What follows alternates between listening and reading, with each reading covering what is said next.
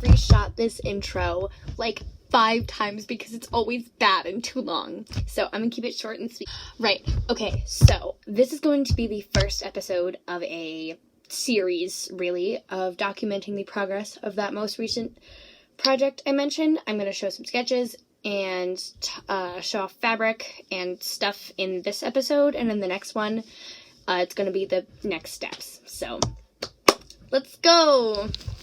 Okay, so here are the separated layers of my outfit. This is the first one, the second one, the pants, and then this over thingy, or tabard, whatever.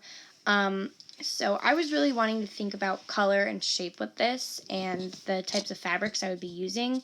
So like linens and cottons that are lightweight, and definitely some faux leather. Okay, so here is my sketch for the armor.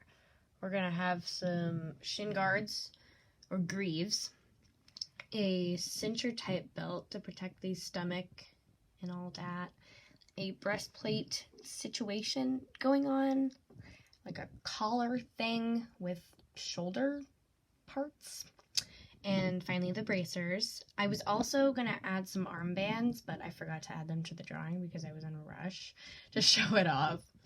But yeah, it's going to be all faux leather, strengthened with probably buckram or interfacing, and at least the torso and neck pieces are going to lace up in the front. I'm thinking the same for the others, but I don't know yet. We'll see. So that's what's going on. So in terms of the fit for these kinds of things, this is layer 1, and it's going to be pretty well fitted to my torso and arms. I'm hoping for it to have a high collar if I can figure out how to do that without a real pattern. It's going to have like a, is that called a dovetail skirt? I'm making things up. But yes, it's going to be split like that to accentuate the pointed skirt nature of the second layer. So this one's going to be off shoulder. I was thinking about dip dyeing it, like it'll be white fabric at the top because I like white poofy sleeves, but I also really want the pointed skirt to be green. So yeah, I mean, I've gotten really good at dip dyeing and tie dyeing, so that shouldn't be a problem, but I'll have to think about it. And it will also extend like past the hips a little bit, like cover the full hip, and have this little faux leather detail right there to poke through. This is my tabard. I know it's not technically a tabard, but do I care? Not really.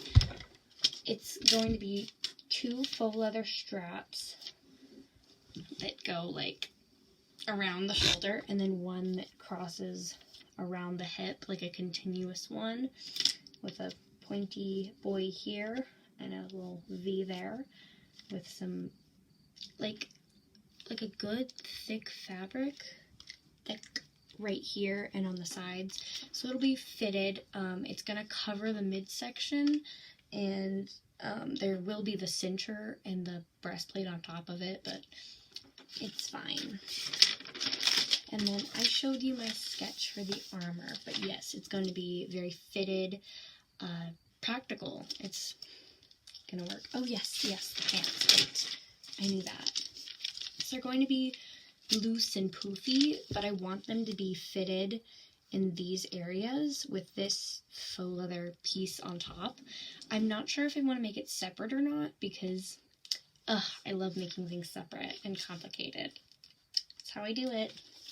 So I'll be thinking about that, but these are definitely going to be high-waisted, loose, a light fabric. I want these first 2 layers to be like a light fabric, so I'm not sweating my butt. Okay, so after 3 hours of tromping around the Aurora Mall with my mother, I am home safe, headache-free, and I have my fabric. So, for my first layer here, I have this nice, lightweight green fabric. It's super thin, and I think it'll be pretty breezy. It has no stretch. It was by the linen looks, but I didn't read what it was. So we're going to call it a linen look, even though that's not what it is. I love being wrong. For my second layer here, I decided to suck it up and get a solid fabric. It's green. This is linen look. It has a really nice texture and weight. I got a whole yard of it. I think it's going to do nicely. For the fabric portion of my third layer here, I'm not calling it a tabard anymore because I don't like being wrong.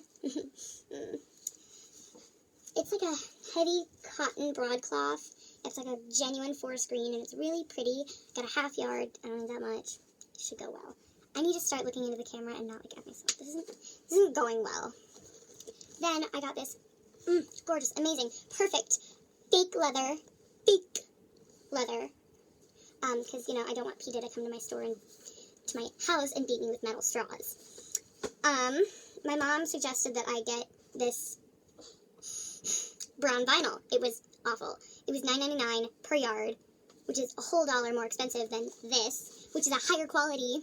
That vinyl smelled cheap, looked cheap, felt cheap. It was awful. I refused to buy it. So I looked by the remnants, and I found this. I'm very happy. It has a slight two-way stretch, too, which is great for my armor and all that. I have a fabric for the pants that I'm going to use that is an old bedsheet and an old Halloween costume, and as a part of an old Halloween costume. It'll be fine. For the details on the pants, if you remember them, that like camel color, I don't know what I'm going to do because I didn't buy anything.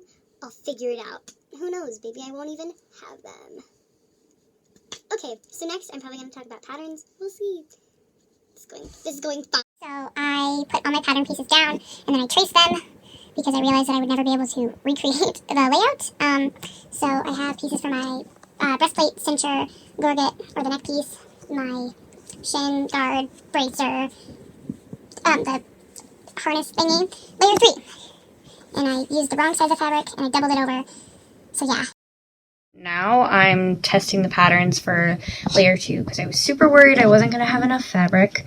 I doubled it over so I have enough room for 2 sleeves, and if I flip this over I have enough room. It's all in the placement, so it's going to work. The parts and pieces laid out for the layer 3. Look how much extra fabric I have. I only folded it to where I need it, so now I have lots of extra. Maybe I'll use it on the pants. I don't know. Alright, and last but not least, I have the first layer, which is probably going to be the simplest. So I'm going to add a good seam allowance to the sleeve because I don't want to be able to not get my arm in there. I'm probably going to lengthen this skirt a little bit just so it's not like right at the crotch where it splits. Yeah, give everything a good seam allowance because this fabric doesn't stretch and this pattern is fitting. So I'm gonna do my best. So I just got done with pinning and chalking everything on fabric, and all my pattern pieces are chilling on the floor while my fabric is chilling over there. Okay, editing Maggie here. I was looking at my excess green fabric and I was thinking maybe I could actually add a hood to that third layer. That would be like really cool, and it would be like pointy and stuff. So there's a final thought that I neglected to realize. All right, bye for real.